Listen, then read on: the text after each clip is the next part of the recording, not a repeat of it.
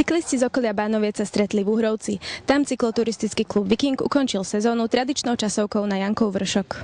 Zhruba 40 cyklistov prilákalo do Uhrovca pekné počasie, ale aj chuť prekonať v čo najkračom čase trať od miestneho pohostinstva po posledné stúpanie na Jankov vršok.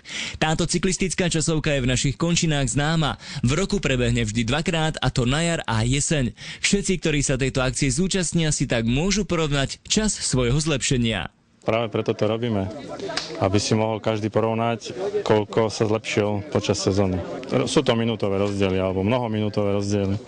5 kilometrov a 900 metrov pri prevýšení 290 metrov najrýchlejšie zvládol Juraj Karas. Ten využil svoje dlhoročné skúsenosti, pričom za traťovým rekordom podujatia zaostal len o 7 sekúnd. Traťový rekord máme z 2007. 13:40 a dnes bolo 13:47. Pre lepšiu názornosť dodávame, že Juraj Karas, ktorý má skúsenosti aj s pretekaním s bratmi Veličovcami, išiel priemernou rýchlosťou takmer 27 km za hodinu. Na náročnej trati s viacerými technickými pasážami boli dosiahnuté aj ďalšie výborné časy.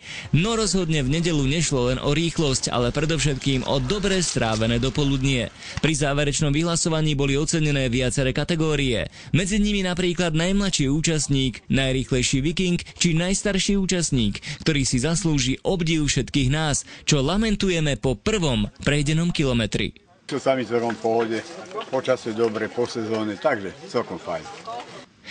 Všetci, ktorí sa v nedeľu odviezli na Jankov vršok, dostali na pamiatku účastnícky list a samozrejme nechýbala ani spoločná fotka.